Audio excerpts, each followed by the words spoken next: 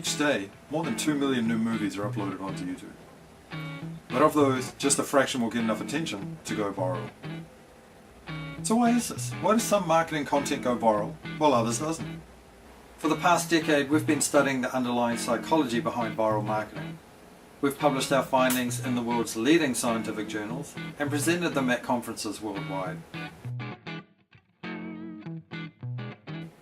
I'm Brent, a consumer psychologist, and I specialise in viral marketing.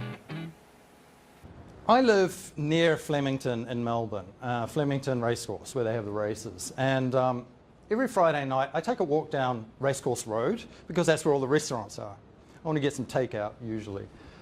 Now, one thing about Racecourse Roads, there's a lot of Asian restaurants. In fact, there's one section where there's 8 Asian restaurants all next to each other.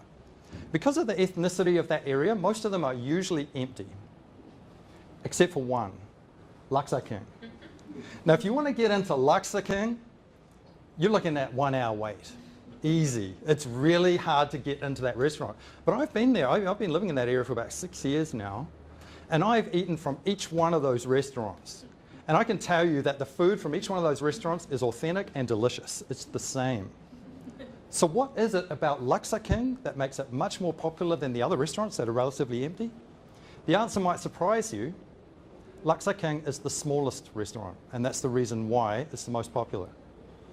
When you go into Laksa King, the tables are really tiny, the chairs are really small, and there's no room to wait inside. So there's a line that's publicly visible outside the restaurant constantly. So people like me who are new to the area, walking down Racecourse Road looking for a restaurant, that one's empty, that one's empty, that one's empty, that one's got a big line. Okay, now I don't mind waiting because that restaurant must have something going on that the others don't, so I line up. And in fact, this phenomenon is part of something much larger in psychology. And it's to do with how we make decisions. To minimize the risk of making decisions, we oftentimes base our decisions on what others are doing around us. I got a call one day from a woman from an advertising agency in Sydney, and she had a new client who'd just developed a new underwear brand.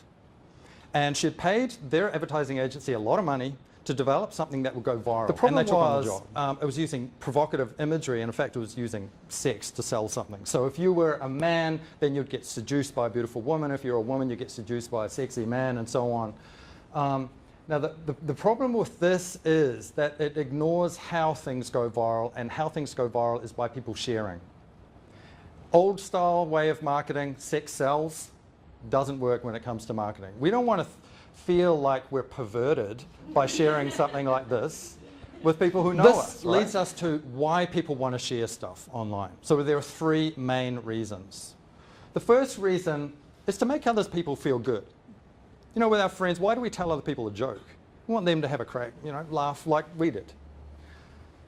The other reason why people will tend to share content is to say something about their personality, to signal something about who they are.